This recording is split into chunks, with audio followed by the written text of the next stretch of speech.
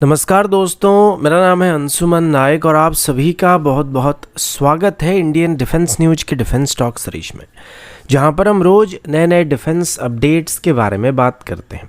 तो चलिए देर न करते हुए आज की वीडियो शुरू करते हैं।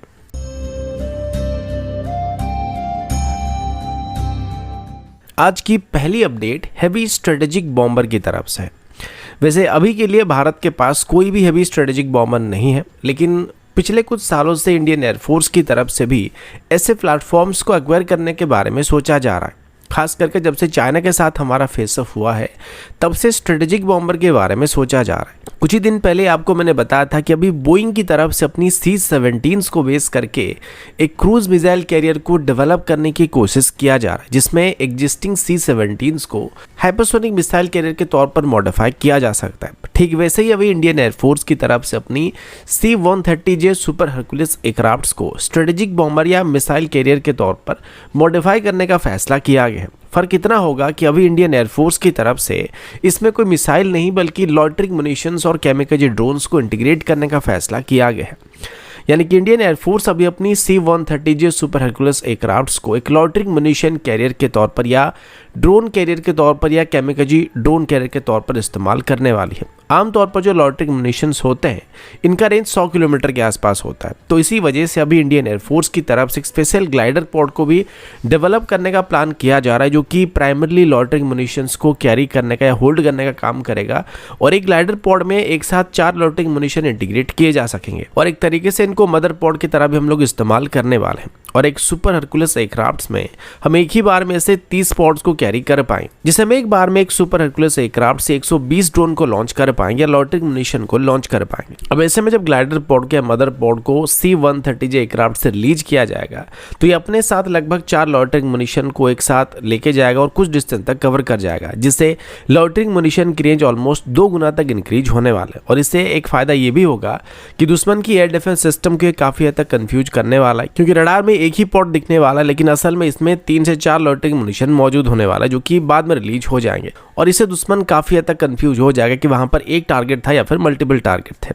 और ऐसा करने से हम एक बार में 500 से ज्यादा लॉइटरिंग मुनिशन को भी दुश्मन के ऊपर लॉन्च कर सकते हैं, जो कि दुश्मन की एयर डिफेंस सिस्टम को पूरी तरीके से नाकाम भी कर सकता है। और इसके लिए इंडियन एयरफोर्स की तरफ से भी लोकल प्राइवेट सेक्टर कंपनी के साथ टाई अप करने की प्लानिंग किया जा रहा है, जिसके साथ मिलकर इस प्रोजेक्ट को अभी आगे बढ़ाने का फैसला किया गया है। अगला अपडेट इंडियन नेवी की सबमरीन को लेके, और अभी हम हमारी एग्जिस्टिंग किलो क्लास की सबमरीन के बारे में बात करने वाले हैं। ये सबमरीन काफ़ी पुराने हो चुके हैं और अभी हमारे पास मौजूद किलो क्लास की सबमरीन में से 5 सबमरीन में उरुस सोनार का इस्तेमाल किया जाता है, जिनको इंडियन नेवी की तरफ से भी कुछ साल और इस्तेमाल करने का फैसला किया गया है। इस बीच DRDO की तरफ से इन किलो क्लास की सबमरीन के लिए एक मॉडर्न सोनार सूट को डेवलप करने की बात की गई, जिसका नाम उसूस 2 सोनार है, जिसे अभी हमारी नेवल फिजिकल और ओशनोग्राफिक लैब की तरफ से डेवलप किया गया।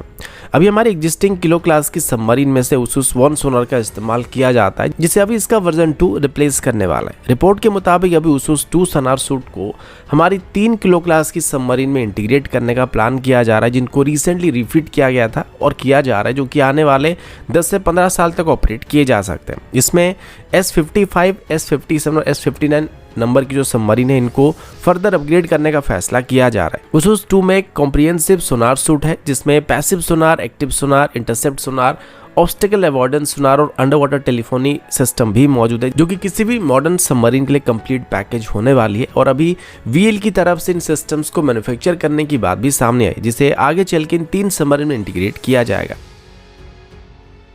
अगला अपडेट एक ऐसे वेपन को लेके जिसे खास करके फेक के मारने के लिए डिजाइन किया गया है। हालांकि ये इजरायली ओरिजिन वेपन है, लेकिन इसके डेवलप होने से काफी पहले इसका नाम भारत में काफी पॉपुलर है और किसी भी झगड़े में इसका नाम सबसे पहले आना आम बात होता है। इस वेपन का नाम लॉरा है और इसको अभी इंडियन नेवी की तरफ से अपनी सर्विस में शामिल करने का फैसला किया गया है। इसे ओरिजिनली इजरायल एरोस्पेस इंडस्ट्रीज की तरफ से मैन्युफैक्चर किया जाता है, लेकिन अभी इसको TOD के साथ भारत इलेक्ट्रॉनिक्स लिमिटेड की तरफ से भी मैन्युफैक्चर किया जा रहा है। ये एक ऐसी वेपन है जो कि आर्टिलरी और बैलिस्टिक मिसाइल के बीच के गैप को कुछ हद तक मेकअप करने वाला है। और इसे हम एक क्वासी बैलिस्टिक मिसाइल की तरह भी इस्तेमाल कर सकते हैं, जो कि लगभग 400 किलोमीटर की दूरी तक स्ट्राइक करने में सक्षम है।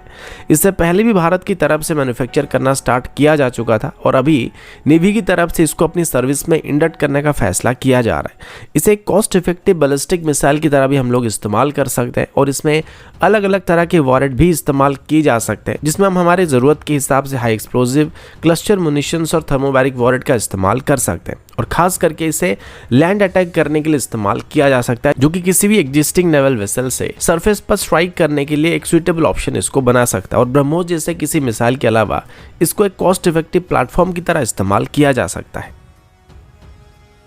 अगला अपडेट पिनाका रॉकेट्स को लेकर, और अभी हम खास करके पिनाका रॉकेट्स की गाइडेड वेरिएंट के बारे में बात करने वाले हैं। पिनाका रॉकेट भारत की तरफ से डेवलप किया गया एक indigenous multiple launch rocket system है, जिसे पहले भी भारत की तरफ से खुद इस्तेमाल करने के अलावा आर्मीनिया को एक्सपोर्ट किया जा चुका है। और अभी हम इसकी गाइडेड वेरिएंट के बारे में बात करने वाले, जो कि इसका सबसे मॉडर्न वेरिएंट है। ये वेरिएंट करीब 90 किलोमीटर तक स्ट्राइक कर सकता है और अभी इस वेरिएंट की पॉपुलैरिटी काफ़ी हद तक बढ़ना शुरू हो चुका है, बढ़ता हुआ दिखाई पड़ रहा है। जब से आर्मीनिया की तरफ से पिनाका रॉकेट को एक्वायर किया गया है, तब से धीरे धीरे इंडियन डिफेंस इंडस्ट्रीज के सभी प्रोडक्ट ग्लोबल में धीरे धीरे अटेंशन गेन करना शुरू कर चुके हैं। अभी पता चला कि पिनाका रॉकेट्स में अभी कुछ यूरोपियन कंट्री भी इंटरेस्ट दिखाना शुरू कर चुके हैं। हालांकि अभी तक इसको लेकर डीआरडीओ की तरफ से कोई भी ऑफिशियल स्टेटमेंट नहीं दिया गया है, लेकिन इतना बताया जा रहा है कि कुछ यूरोपियन कंट्री हैं जो कि अभी पिनाका रॉकेट को एक्वायर करना चाहते हैं, खास करके इसकी गाइडेड वेरिएंट को एक्वायर करना चाहते हैं, जिसकी रेंज 90 किलोमीटर है। अब देखा जाए, जब से रशिया और यूक्रेन के बीच लड़ाई शुरू हुआ है, तब से यूरोपियन कंट्री की तरफ से काफ़ी मात्रा में या काफ़ी बड़ी मात्रा में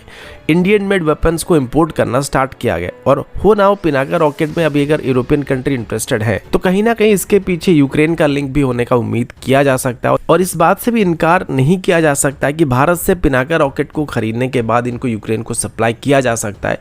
तो किसी भी सिस्टम को एक्सपोर्ट करने से पहले यहाँ पर भारत को इस बात पर ध्यान रखना काफ़ी ज़रूरी होने वाला है कि जो सिस्टम हम एक्सपोर्ट कर रहे हैं, ये किस तरीके से इस्तेमाल किया जा रहा है, फिर इसको कहाँ पर इस्तेमाल किया जा रहा है। तो दोस्तों, अभी के लिए इतना ही। मिलता हूँ आपसे अगली वीडियो में, तब तक के लिए जय हिंद, वंदे मातरम।